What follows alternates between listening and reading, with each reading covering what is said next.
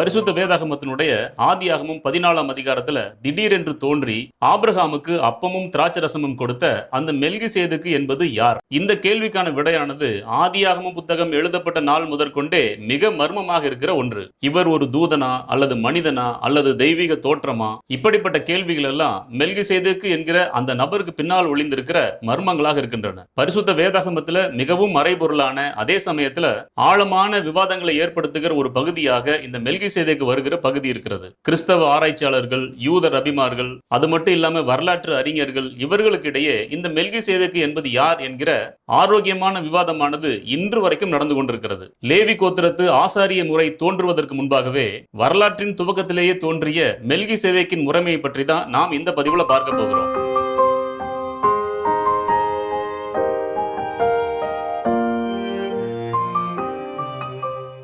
பழைய ஏற்பாட்டினுடைய மூல பாஷையில இவருடைய பெயர் மல்கி சேதேக் என்று எழுதப்பட்டிருக்கிறது. மல்கி என்றால் என் ராஜா என்று பொருள், சேதேக் என்றால் நீதி என்று பொருள். இதன் அடிப்படையில மல்கி சேதேக் என்றால் நீதியின் ராஜா என்று அர்த்தம். மேலும் இந்த மல்கி சேதேக்கு சாலேமின் ராஜாவாக இருந்தார். எபிரேய மொழியில சாலேம் என்றால் சமாதானம் என்று பொருள். இதன் அடிப்படையில பார்க்கும்போது இவர் நீதிக்கும் சமாதானத்துக்கும் ராஜா என்று அழைக்கப்படுகிறார். புதிய ஏற்பாட்டினுடைய கிரேக்க மூல பாஷையில இவர் மெல்கி சேதேக் என்று அழைக்கப்பட்டு இவருடைய ஆசாரிய முறைமையே மிகவும் உயர்ந்த என்று புதிய ஏற்பாட்டின் ஆசிரியர்கள் சொல்லுகிறார்கள். இந்த மெல்கிசேதேக்கு யார் என்பதை குறித்தும் அவருடைய அடையாளங்கள் என்ன என்பதை குறித்தும் மிக முக்கியமான 3 விவாதங்கள் உள்ளன. யூதர்களுடைய தல்மூத் போன்ற குறிப்புகளையும் யூதர்களுடைய டார்கும்கள் என்று அழைக்கப்படுகிற குறிப்புகளின்படியும் மெல்கிசேதேக்கு வேறு யாரும் அல்ல, நோவாவுடைய மூத்த குமாரன் சேம் தான் அது என்று அந்த குறிப்புகள் சொல்லுகின்றன. நோவாவின் காலத்துல ஒரு மிகப்பெரிய ஜலப்பிரளயம் ஏற்பட்டது. அந்த ஜலப்பிரளயம் ஏற்பட்ட பின்பு ஆபிரகாமுடைய காலம் வரைக்கும் நோவாவுடைய மூத்த குமாரன் சேம் உயிரோடு கூட இருந்தார் என்று சொல்லப்படுகிறது.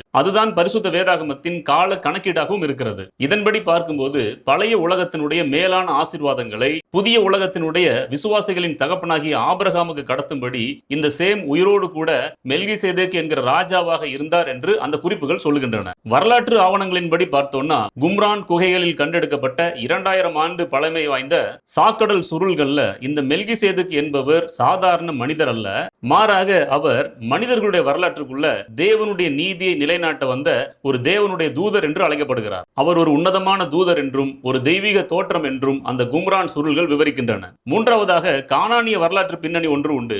எருசலேமினுடைய பழைய பெயர் எபூசு அல்லது சாலேம் என்பது. இஸ்ரவேலர்கள் அதனை கைப்பற்றுவதற்கு முன்பாகவே தேவனாகிய கர்த்தரை அறிந்த ஒரு ராஜா அவர்தான் அந்த மெல்கிசேதேக்கு. அவர் நீதியான ஒரு மன்னராக அந்த கானானிலே வாழ்ந்தவர் என்றும் வரலாற்று குறிப்புகள் உண்டு. இந்த மெல்கிசேதேக்கு ஆதியாகம புஸ்தகத்துல வந்து மறைந்த பிறகு சுமார் 1000 ஆண்டுகள் கழித்து ஒரு ஆச்சரியமான தீர்க்க தரிசனம் தோன்றியது. அது யார் மூலமாக அப்படின்னா தாவீது ராஜா மூலமாக. சங்கீதம் 110:4 மூலமாக அந்த தீர்க்க தரிசனத்தை நாம் அறியலாம். நீர் மெல்கிசேதேக்கின் முறைமையின்படி என்றென்றைக்கும் ஆசாரியராய் இருக்கிறீர் என்று கர்த்தர் ஆணையிட்டார், மனம் மாறாமலும் இருப்பார் என்று அந்த தீர்க்க தரிசனம் சொல்லுகிறது. இந்த தீர்க்க தரிசனமானது நேரடியாக வரப்போகிற மேசியா ஆண்டவராகிய இயேசு கிறிஸ்துவை குறித்து சொல்லப்பட்ட தீர்க்க தரிசனம். யூதர்களுடைய வழக்கப்படி ஆசாரியர்கள் என்பவர்கள் லேவி கோத்திரத்திலிருந்து தோன்ற வேண்டும். ஆனால் மேசியாவாகிய ராஜா லேவி கோத்திரத்தில் தோன்றாமல் யூதா கோத்திரத்தில் தோன்றினார். யூதா கோத்திரத்தில் பிறந்தபடியினாலே அவர் ராஜாவாக இருக்கிறார். மெல்கிசேதேக்கின் முறைமையின்படி நித்திய பிரதான ஆசாரியராக இருக்கிறார். புதிய ஏற்பாட்டில்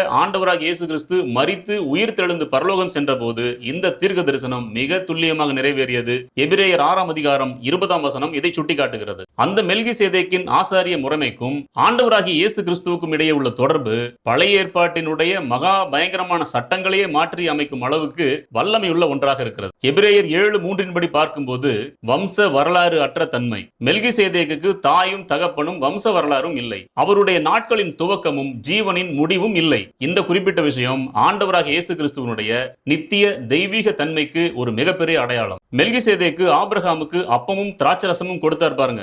ஆபிரகாமுடைய யுத்த வெற்றிக்கு பிறகு அந்த மெல்கிசேதேக்கு ஆபிரகாமுக்கு அப்பமும் திராட்சரசமும் கொடுத்து மிகப்பெரிய ஆசீர்வாதத்தை கொடுக்கிறார். இது ஆண்டவராகிய இயேசு கிறிஸ்துவனுடைய சிலுவை மரணத்திற்கு முந்தின இரவுல அவர் தம்முடைய சீஷர்களுக்கு அப்பமும் திராட்சரசமும் கொடுத்து அவர்களை ஆசீர்வதித்த அந்த ராபோஜன நிகழ்வு அந்த மெல்கிசேதேக்கு செய்த நிழலுக்கு நிஜமான ஒரு சாட்சியாக விளங்கியது. லேவி கோத்திரம் உண்டான பிறகுதான் தசமபாகம் என்கிற ஒரு நியமம் நியமிக்கப்படுகிறது. ஆனால் லேவி கோத்திரமே பிறப்பதற்கு முன்பாகவே அவர்களுடைய முற்பிதாவான ஆபிரகாம் தான் யுத்தத்திலே வெற்றி பெற்ற அனைத்திலுமே அந்த மெல்கிசேதேக்குக்கு தசமபாகம் செலுத்தினார். இதன் மூலமாக ஆரோனுடைய ஆசாரியத்துவத்தை விட மெல்கிசேதேக்கின் மூலமாக உண்டான ஆசாரியத்துவம் மிகவும் மேன்மை பெற்றது என்று நிரூபிக்கப்படுகிறது. இந்த மெல்கிசேதேக்கின் முறைமை என்பது நம்ம எல்லாருக்கும் ஒரு மிகப்பெரிய விடுதலையின் செய்தியை கொடுக்கிறது. பழைய ஏற்பாட்டு ஆசாரியர்கள் எல்லாம் மனித பலவீனம் உடையவர்களா இருந்ததுனால மரித்து போனார்கள். அதனால அடுத்தடுத்து ஆசாரியத்துவம் மாறிக்கொண்டே இருந்தது. ஆனால் ஆண்டவராகிய இயேசு கிறிஸ்து நமக்காக மெல்கிசேதேக்கின் முறைமையின்படி நித்திய ஆசாரியராக இருக்கிறார்.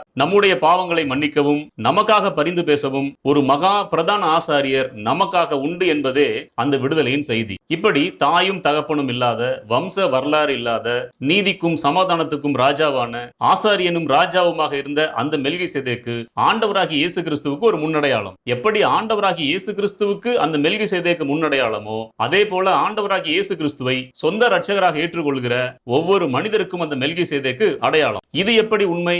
1 பேதுரு 2:9 சொல்லுகிறது, புதிய உடன்படிக்கையின் விசுவாசிகளாக இருக்கிற நீங்களும் நானும் ஆண்டவராகிய இயேசு கிறிஸ்துவுக்குள்ள ராஜரீக ஆசாரிய கூட்டமாய் மாற்றப்பட்டிருக்கிறோம். அது என்ன ராஜரீக ஆசாரிய கூட்டம் அப்படின்னா, ஒரே நேரத்துல ராஜாவாகவும் ஆசாரியனாகவும் இருக்கிற ஒரு தன்மை. எப்படி மெல்கிசேதேக்கு ஒரே நேரத்துல ராஜாவாகவும் ஆசாரியராகவும் இருந்தாரோ, எப்படி ஆண்டவராகிய இயேசு கிறிஸ்து ஒரே நேரத்துல ராஜாதி ராஜாவாகவும் மகா பிரதான ஆசாரியராகவும் இருக்கிறாரோ, அதே போல நீங்களும் நானும் பரிசுத்த ராஜரீக ஆசாரிய கூட்டமாய் மாற்றப்பட்டிருக்கிறோம். இந்த உலகத்துல நீங்களும் நானும் தான் தேவனுடைய நீதியை செலுத்துகிற ராஜாக்கள். இந்த உலகத்தில் இருக்கிற ஒவ்வொரு மனிதர்களையும் தேவனிடத்தில் அழைத்து செல்லுகிற ஆசாரியர்கள். இப்படித்தான் நீங்களும் நானும் விசுவாசத்தினாலே ஆசாரியர்களாகவும் ராஜாக்களாகவும் மாற்றப்பட்டிருக்கிறோம். அதனால நீங்களும் நானும் ராஜரீக ஆசாரிய கூட்டம். இந்த வார்த்தைகளின்படி நாம் இந்த உலகத்திலே நீதியை நிலைநாட்டுகிற தேவனுடைய ராஜாக்களாக இருக்க வேண்டும். எல்லா உலக மனிதர்களையும் தேவனிடத்தில் அழைத்து செல்லுகிற ஆசாரியர்களாக இருக்க வேண்டும். அதுதான் நம்முடைய பொறுப்பும் கடமையுமாக இருக்கிறது. இது நம்முடைய தேவனிடத்திலிருந்து நாம் கிருபையினாலே பெற்றுக்கொண்ட மிகப்பெரிய ஆசீர்வாதமாகவும் பாக்கியமாகவும் இருக்கிறது. இந்த காரியங்களை நாம் மனதில் வைத்து உற்சாகமாக தேவனுடைய ராஜ்யம் இந்த பூமியிலே ஸ்தாபிக்கப்பட தொடர்ந்து ஓடுவோம். கர்த்தர் தாமே நம் ஒவ்வொருவரையும் ஆசீர்வதித்து காப்பாராக. மீண்டும் நல்லதொரு செய்தியோடு கூட நாம் சந்திப்போம். ஆமென்.